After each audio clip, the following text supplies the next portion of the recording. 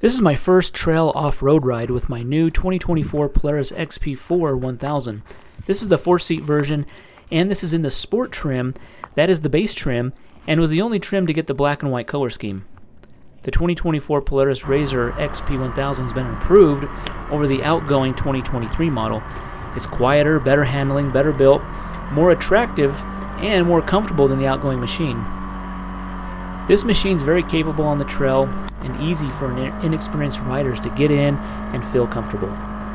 The all-new engine has 114 horsepower, which is 4 more than the outgoing model. It responds immediately and with a noticeable low-end power. Polaris engineers also focused on flattening the torque curve and at the same time lowered gearing in both high and low gears and strengthening the clutch. The RZR XP1000's chassis is also new for 2024, and Polaris claims it is 25% stronger than the previous generation. The rollover protection in the roll cage, welded one-piece design, where the outgoing unit was bolted together in the middle. The goal for this was to quiet squeaks and rattles on the trail, and for the most part this has been achieved. The 2024 XP1000 feels planted and solid, and handling feels great. Goes directly where you steer it. The seats are also fantastic. They have been moved an inch lower and slightly further back compared to the outgoing model, with rear passenger footroom greatly improved. The dash is also new and has moved the gauges to the center and lowered the dash directly in front of the driver to give great visibility. The dash is slick and uncluttered, and this in the Sport trim version we have the analog gauges, which are bright and easy to read with just a quick glance to the center. This Sport trim comes with an inertia reel shoulder strap automotive style seat belts, whereas in the higher trims you get a fixed 4-point harness system.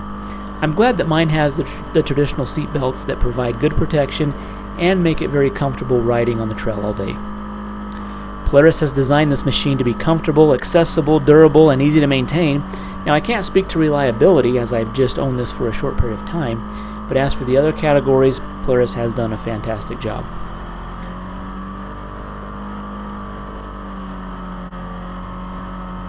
This XP1000 is pretty much bone stock. There's no modifications to this.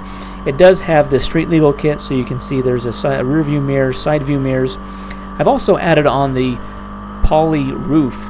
This is a Polaris accessory that I had the dealer add on, so that is an added on accessory which you don't get with the Sport trim. I've also added on the windshield. This is a polycarbonate windshield. This thing scratches extremely easy. This is my very first trip with this.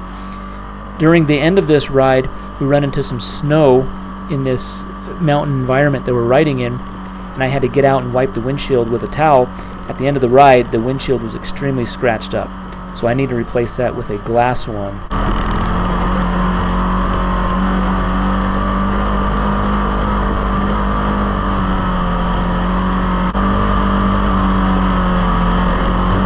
As you can see, I'm wearing headphones. These machines are very loud. It's very hard to have a conversation even to the person next to you. You have to yell extremely loud. So after this ride, we did look into getting a headset that was more noise canceling, that we could communicate with, that has a headphone and communication system. That's really the only way that you can communicate with these, because these are very loud vehicles.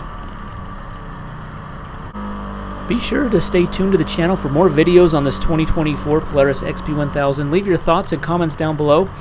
Be sure to also hit that thumbs up button, subscribe to the channel, and enjoy the rest of the ride video. Thanks for watching.